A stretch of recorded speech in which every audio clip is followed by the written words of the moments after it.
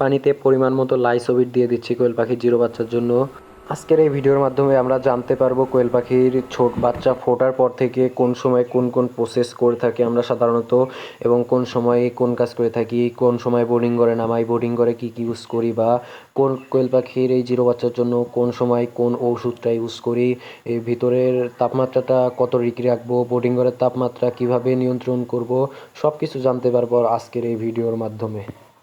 আসসালামু আলাইকুম। সকাল সকাল ফজরের নামাজ শেষ করে আমি আমার ইনকিউবেটর মেশিন খোলার সাথে সাথেই দেখতে পাই আমি আরো এখানে 1-2 আমার ঘন্টা আগে ডিম থেকে বোর্ডিং ঘরটা প্রায় প্রস্তুত ম্যাক্সিমাম করে রেখে বাচ্চাই আসছি। ফুটে বের হয়েছে, এখানে আমি অল্প কিছু বাচ্চা বাচ্চাগুলোকে আছে, গুনে একটা ঝুড়িতে আর মাত্র রেখে অল্প দিচ্ছি। কিছু ডিম এখানে আছে, দেখতে এগুলো পাচ্ছেন ফুটে বের বাচ্চাগুলো হয়ে কত যাবে ইনশাল্লাহ। কিউট এখানে এবং আমি কত ছোট। বাচ্চাগুলোকে সুন্দর মতো এখানে গুনে আমার গুনে একটা বাচ্চাগুলো সব ঝুড়িতে গোনা রাখছি। শেষ। আমার এখানে প্রায় আমার 57টা বাচ্চার 57টার মতো বাচ্চার মতো ফুটছে। হয়েছে।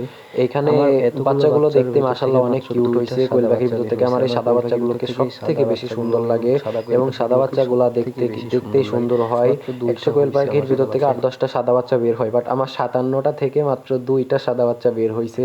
এই বাচ্চাগুলো কত কিউট দেখতেই, মাশাআল্লাহ আলহামদুলিল্লাহ অনেক কিউট বাচ্চাগুলো। এখন বাচ্চাগুলা যেহেতু ঝুড়িতে সবগুলা নেওয়া হয়ে গেছে, এখন আমি বেশি দেরি না করে বোর্ডিং ঘরের দিকে নিয়ে যাই।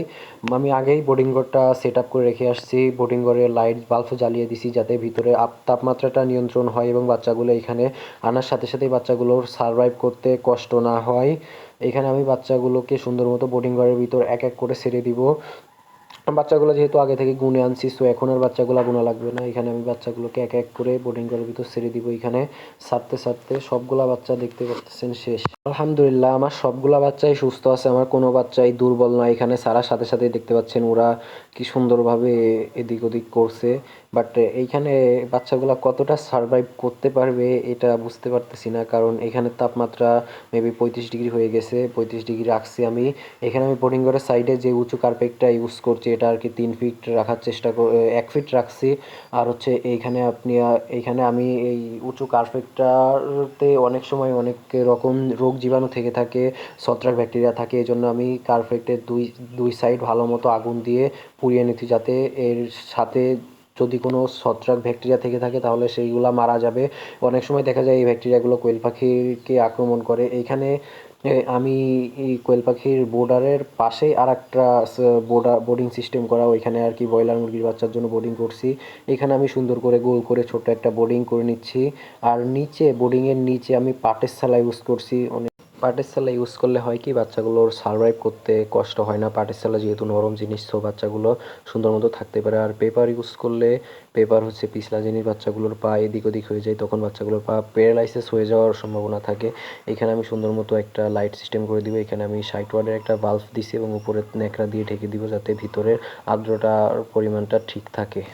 এখানে আমি লাইসোবিট দিয়ে দিব, ও শুধুমাত্র লাইসোবিট এবং গ্লুকোজ দিয়ে দিব, কারণ একদিনের বাচ্চা যখন ইনকিউবেটর মেশিন থেকে বের করতে হয় তখন শুধুমাত্র লাইসোবিট এবং গ্লুকোজই দিতে হয়। এই লাইসোবিট করে কি বাচ্চাগুলোর যদি কোনো দুর্বল রেশ থাকে তাহলে সেই দুর্বলতাকে কাটিয়ে দেয় এবং সুস্থ সবল চঞ্চল করে ওঠে। এখানে আমি ছোট্ট একটা বয়ামের মুক্কাতে দিয়ে দিব, কারণ বাচ্চাগুলো যেহেতু এখনও অনেক ছোট, তো পানির পটে দিলে পানিগুলোকে খাইতে পারবে না। এখানে আমি সুন্দর মতো ছোটো একটা মুক্কাতে করে পানিগুলোকে দিয়ে দিব। আমি কোয়েল পাখির বাচ্চার জন্য একদম ব্রয়লার স্ট্যাটাস জিরোটা ইউজ করি, কারণ ব্রয়লার স্ট্যাটাস হচ্ছে প্রচুর পরিমাণে পুষ্টি এবং ভিটামিন থাকে, যা কোয়েল পাখি এর জিরো বাচ্চাকে অতি তাড়াতাড়ি বৃদ্ধিতে সাহায্য করে। আমি ব্রয়লার স্ট্যাটাস জিরো খাবারটাকে, এবং আপনারা ব্রয়লার স্ট্যাটাস জিরোটা বা নারিশ স্ট্যাটাস জিরোটা ইউজ করতে পারেন কোয়েল পাখির জন্য। এটা